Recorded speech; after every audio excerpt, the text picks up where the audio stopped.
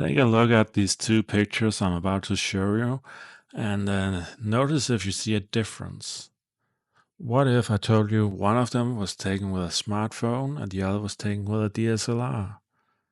Now really look at the color and go back and forth between these two pictures. I'll switch them around for you a few times and really notice what you see. Have you ever wanted to buy a rose and then looked around at all these different videos to try and figure out how the color of it is, and then ending up being more confused? To be honest, it is not your eyesight there's something wrong with. It is the fact most people take rose pictures through the phone. And the problem with taking rose pictures through your phone is smartphones apply aggressive image processing. When a smartphone sees two colors in a picture, it tries to harmonize them and make them about same color. So it kind of flattens the image and makes the scenes appear consistent. And the problem with that is you lose that nuance color and you get much more of one color than there's really in the rose. Another thing is a DSLR has a much larger sensor.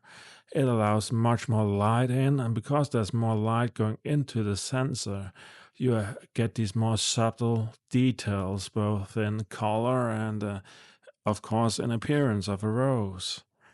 And uh, you also have another problem with smartphones, and that is they compress dynamic range.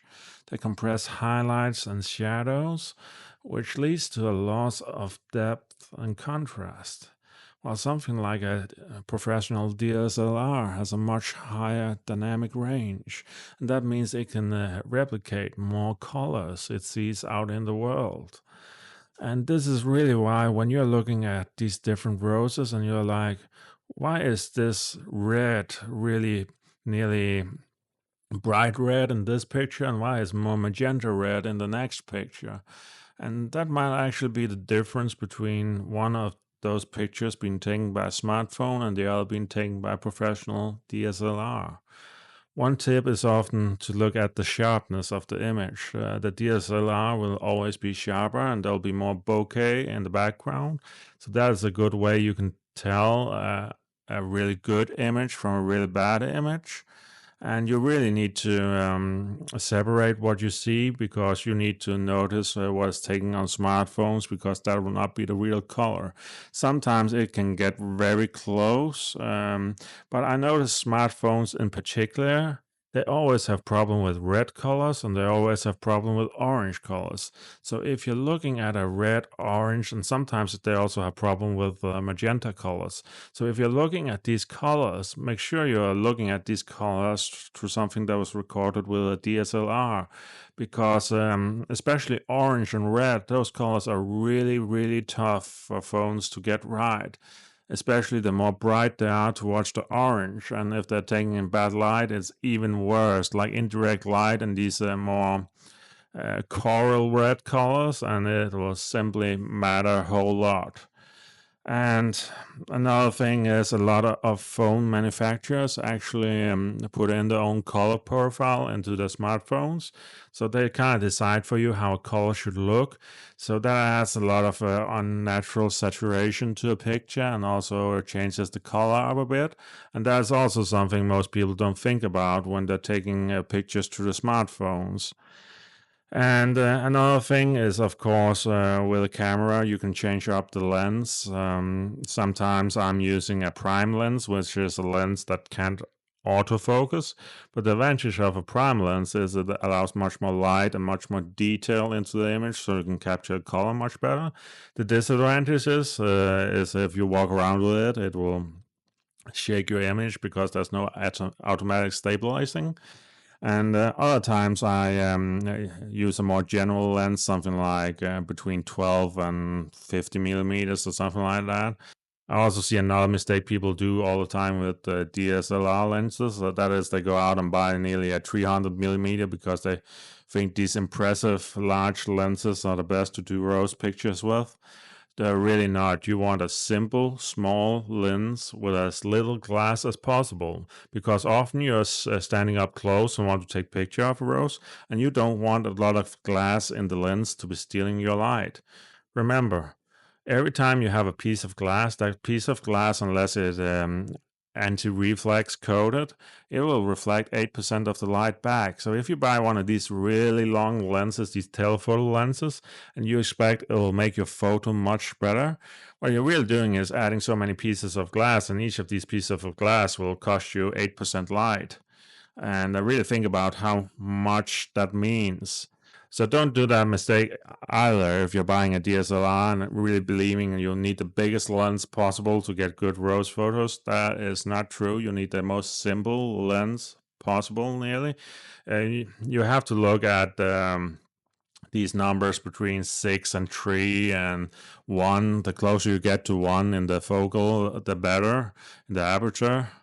Because that allows a lot of light in, which allows you to capture color accurately in any lighting environment, in any condition.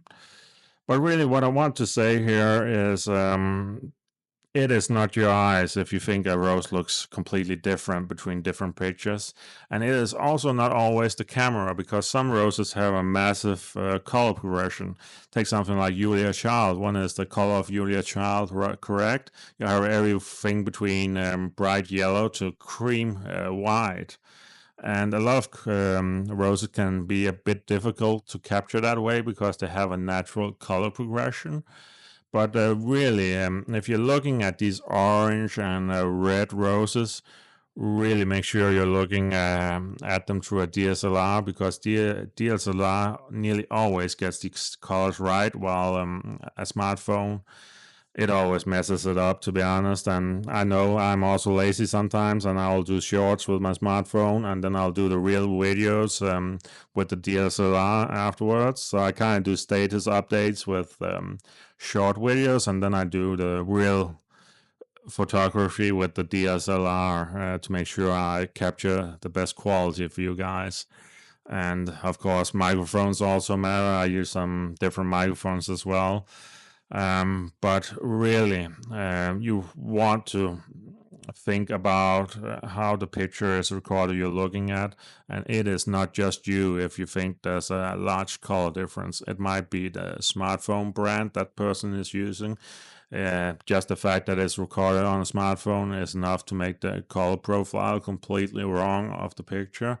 So always trust pictures that are captured on a professional DSLR more, because those are more accurate. And when I capture a picture with my DSLR, I get the picture in different formats. I get the uncoded and the coded picture. So if I want, I can go back and color grade it. And that is also something I'll actually recommend people, if they want to use the smartphone to get good at. You can go back and take your smartphone picture and color grade it to the more correct color. But really, you won't get the sharpness of a DSLR. But the problem with a DSLR sometimes is it is heavy, and you're carrying around a lot of things, and it is more, how to say it, more troublesome. It takes more time. When I do videos with a DSLR, it can easily take me 2 hours, while if I do it with a smartphone, it takes me 15 minutes. So I don't blame people at all for being more, well, quote, lazy, and like I am sometimes, and doing it on a smartphone. I just wanted to inform people out there buying roses that when you're looking at these review videos, really notice, is this taking on a smartphone or on a DSLR? And if you're comparing multiple videos, always go with the color you see in the DSLR video. And that was really it for today, guys. And thank you for watching and listening to me.